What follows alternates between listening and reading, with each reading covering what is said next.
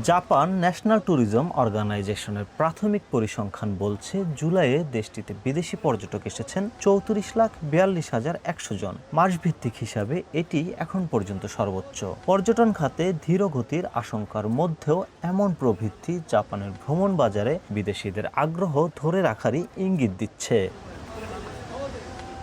তবে পর্যটক আগমনে দেশভেদে দেখা গেছে বড় ধরনের পার্থক্য। চীন থেকে জুলাইয়ে জাপানে আসা পর্যটকের সংখ্যা গত বছরের একই সময়ের তুলনায় কমেছে 56.1%। তবে দক্ষিণ কোরিয়া থেকে এসেছেন 8,94,000-এরও বেশি পর্যটক। এক বছরে যা বেড়েছে 31.9%। তাইওয়ান থেকেও পর্যটক বেড়েছে 26.4%। দেশটি থেকে আগত পর্যটকের সংখ্যা ছাড়িয়েছে 7,63,000। হংকংয়ের পর্যটক আগমনেও এবার বড় অগ্রগতি দেখা গেছে।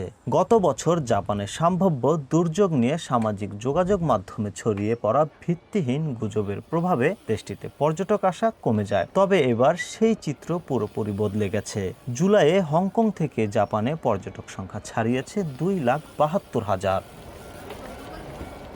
চীনের ক্ষেত্রে বড় ধস নামলেও দক্ষিণ কোরিয়া, তাইওয়ান ও হংকংয়ের পর্যটকরা জাপানের সামগ্রিক পর্যটন প্রবাহকে ধরে রেখেছে ইতিবাচক ধারায়। ফলে এশিয়ার বিকল্প বাজারগুলোকেও ঘিরেও দেশটির পর্যটন খাত নতুন করে গতি পাওয়ার সম্ভাবনা দেখছেন বিশ্লেষকরা।